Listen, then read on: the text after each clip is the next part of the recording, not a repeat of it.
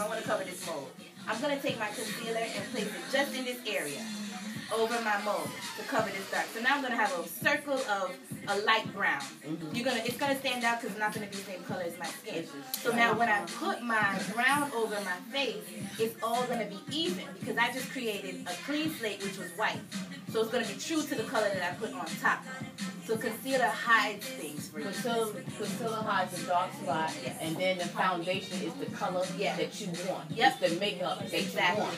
So once you apply that, then that's when you start with your eyes and stuff. Okay. Yeah. Okay. But a good tip, you can go any way you want to. Like when you're doing your makeup, you're going to develop what works for you if you're going to do foundation first or eyeshadow first.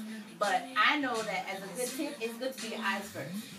Because when you do your eyeshadow, all of those, like what's falling, falls on your face. And if you just did your whole foundation, you now got to start over or go back in these areas and put your foundation again. So it's best to start with eyes. So you start with your eyes first, and then everything that falls underneath, it's fine. You just brush it away and then apply your foundation. If you do your foundation first and then do your eyes, you would put like a little powder here, so the powder will capture what falls on you, and then you can just brush that away. With the go back to the concealer. With the concealer, when you apply it, do you apply it with a brush or with your fingers? I know I've seen you. I know that question. I know the answer to that. Yeah. We talking about that before. Wait, Talking like that before y'all got You can do it both ways. Okay. Okay, yeah, she did hear earlier. Go ahead. The best thing is your finger, but if you're gonna use your finger, you don't use your middle finger because that holds the most oil. But I mean, you can use a brush. Use your ring finger. Use your ring finger, but you can use a brush, but your finger is the best brush. Yeah. So expert. Concealer brushes come. I don't know. Let's still not paying attention. Your concealer brush. The concealer brush will be flat. It's flat like that. I have one here. Mine is flat like that. Let's make sure I have the right one. Yeah. Your concealer brush will just be flat like this. I ordered a new one as a matter of fact. Yeah, that's what I do. Yeah. Where you need it, and you got it. See, I got a set of brushes. I love the Okay, hold up. Oh, and I like these brushes because they have the names on them. Oh, and touch you with Look how big that is. That's fine. Okay. That's fine. It's the same thing as this, but yours is just bigger. Okay. All right. But the point is that it's flat. Okay. So you can just dab, you know. Okay. Let's talk about this.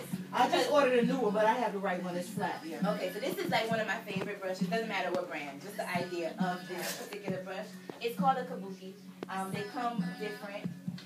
This one is not exactly. A lot of the, I don't have one here, but a lot of the kabukis come like this. The bristles are very dense here, but they'll have little longer hairs as well. The way you put this on, you put your foundations or your powders on, circular. You do circular motions like this because it gives you an airbrush feel. You can do it with liquid too. You can do it with liquid. You can do it with liquid and powder. So you can use that with a liquid. You can do it with a liquid or a powder. One of my friends is a makeup artist. I use mine for liquid. And she said to me, it may be best for me to use my other brush for liquid and use this just for powder because it soaks up a lot of your product. Okay. And especially if your makeup is expensive, you're wasting a lot of it getting stuck in this brush. But I was just so excited about the whole buffing idea. But to hold on to a little more of your product, you would just use this for powders. Okay. And another brush for liquid. And I think you may have it. You have one for liquid foundation? Yeah. It would be like for your liquid foundation. This one is an angled one. Just that's for the liquid. Different things like under here. Yeah. Like that. It's the angled brush. So what we do, we talked about earlier, we wanted to make sure that when you are applying your foundation, you want to make sure that you don't leave a line here. So even if you are just going to go here, don't do this. Because I'm going to make this face even, forget everything else. This face is going to be even. You have to, around this area, you don't have to powder all down your neck because now I'm going to mess up your clothes. But even if you use your kabuki or another brush, you have to make sure you get in here. I always go in with my kabuki and, do round surface here, and it just blends it all in. I saw your face be different from your neck. You see a lot of people walking around with two-tone. Yeah. Two-tone. Especially if the person's not using the right color, then it's just like, hold up. So it's different. So does anybody have any tips of their own that they want to share?